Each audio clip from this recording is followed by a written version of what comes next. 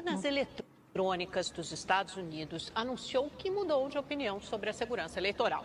Agora, a empresa pede que o governo torne obrigatório que todas as máquinas emitam comprovante de voto em papel. Veja na reportagem de Luciana Camargo. A Election Systems and Software disse que não venderá mais equipamentos que não emitam o voto em papel. Até então, a empresa era defensora das urnas eletrônicas sem registro físico como as do Brasil. Em um comunicado, o presidente da companhia, Tom Burt, disse que os comprovantes de papel evitam erros e adulterações por hackers. Numa recente apresentação, o professor de ciência da computação da Universidade de Michigan, J. Alex Halderman, mostrou como é fácil alterar o resultado de uma eleição. Numa urna eletrônica que não emite separadamente cada voto em papel, 3 voluntários votaram em um único candidato. Mas na hora de imprimir o relatório final com o resultado, o opositor ganhou por 2 votos a 1. Isso aconteceu porque antes da votação, o cartão de memória da máquina havia sido infectado com um software de roubo de votos. O que tem? Tipo, os próprios caras que fazem as eleições nos Estados Unidos falam assim, ó, governo, nós não confiamos de ter urna sem impresso de papel. Um negócio importante, gente séria, entendeu? Então, não dá pra só falar que não tem problemas do jeito que tá acontecendo as coisas e que não tem motivos pra gente ficar desconfiado. Eu acho que tem muitos motivos pra gente ficar problemas, desconfiado. cara, tudo bem, é óbvio que tem. Nós temos um país onde tem pessoas derrubando árvores centenárias nas ruas porque não confiam nas nossas instituições. Certo? A meu ver, isso é mais problema dessas pessoas do que das instituições em si. Será? Eu acho. Mas tudo bem. As instituições são maravilhosas, Arthur. Não são maravilhosas, tem defeitos, mas... Pelo amor de Deus, a gente tem um ditador no Supremo, cara. E o Bolsonaro é o quê?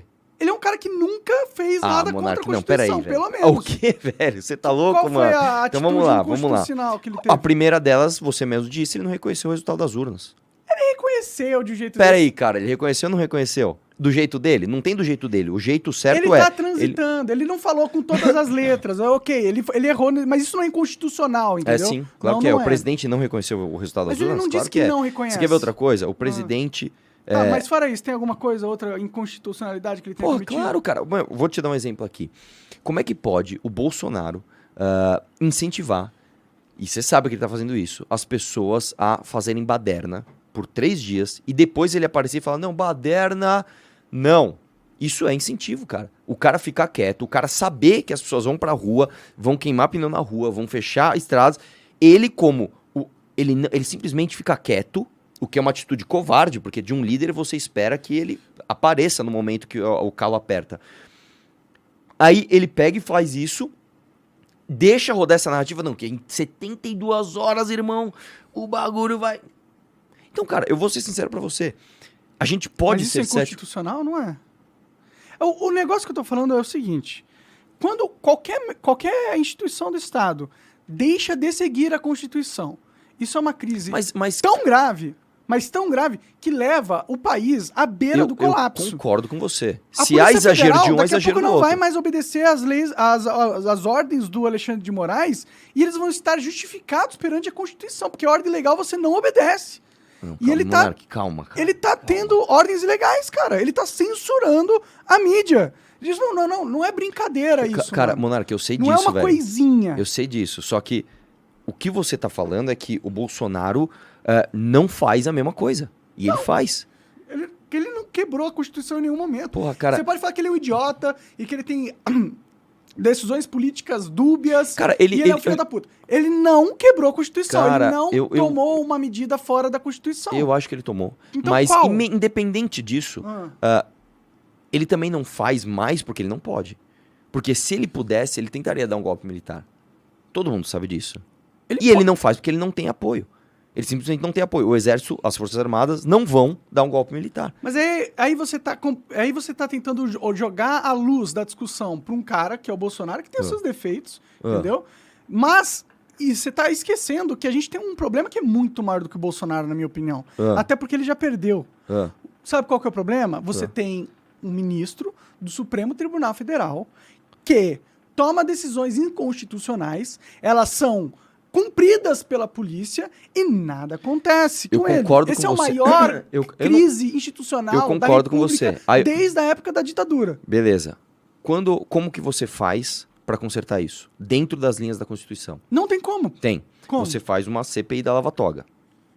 Quem instaura? Tá, mas esquece o Bolsonaro por um momentinho. Não, cara, mas eu não tem como esquecer, porque a gente tem que... Não é mais presidente. Não, a gente tem que... A gente vai ter... Não, ele é presidente. Não, mas ele não vai ser. Ele é presidente. Ele Monarca, não vai vamos ser lá. presidente daqui alguns O dias, discurso que um você mês. está fazendo agora é o mesmo discurso que você fazia em 2018. Você é um defensor da liberdade de expressão, você é contra autoritarismo, e você é contra ditadura, e você é contra decisões arbitrárias. Aí eu vou te... desculpa, cara, não dá pra gente fugir do Bolsonaro. É a mesma coisa que falar de corrupção sem falar do PT. Não dá.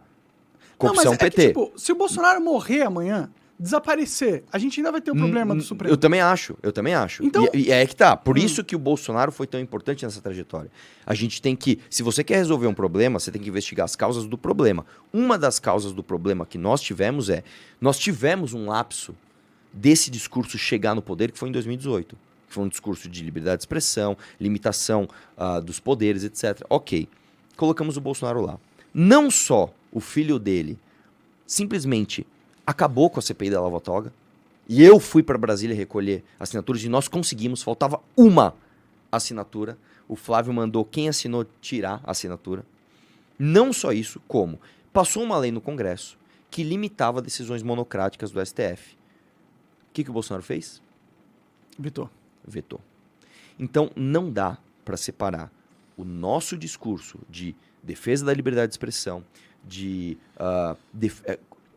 apurar abusos de instituições, sem identificar que nós temos uma causa muito, muito, muito pesada, que é o Bolsonaro com apoio popular, jogar tudo isso na lata do lixo e transformar esse discurso, que era legítimo, de pessoas normais, como eu, como o meu pai, como pessoas normais que, dentro das leis, queriam providências, né? Ele transformou isso em um bando de retardado na rua, se pendurando em caminhão, queimando pneu na rua, cantando hino pra pneu e fazendo as coisas mais absurdas possíveis. Então é indissociável. Não dá pra chegar aqui pra você e falar assim, olha, nós temos um problema que é o autoritarismo do Alexandre de Moraes. E tudo bem, eu concordo com você. Não dá pra separar isso disso.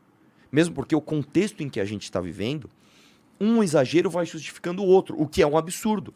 Então nós temos, por exemplo, o que eu acho errado, o Marco Sintra tendo as suas redes sociais e a polícia censuradas. Indo na casa dele, e ele cara. tendo que dar depoimento. Você fala assim, Arthur, você acha isso certo? Não, é óbvio que isso tá errado. Mas é um sintoma do que isso aí? Calma, aí que tá. É um sintoma do quê? De pessoas na rua quebrando coisas e o cara vai lá no Twitter como um candidato a vice-presidente e dá um apito de cachorro, tipo assim, eu não sei se eu confio nisso aqui. Eu não acho que está certo. Eu não acho que Você está tá certo. justificando essa parada, mano? Não estou. Eu não acho que é certo. Agora, eu entendo que a causa disso foi esse outro exagero.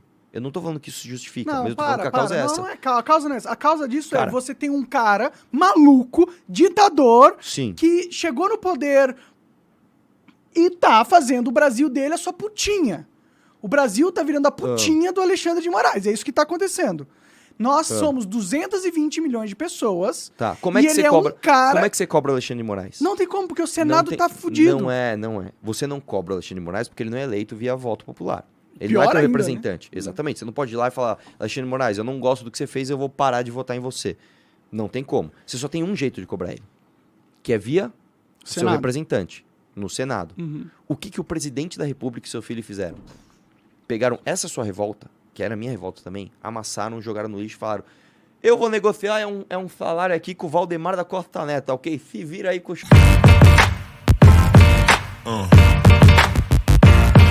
Yeah.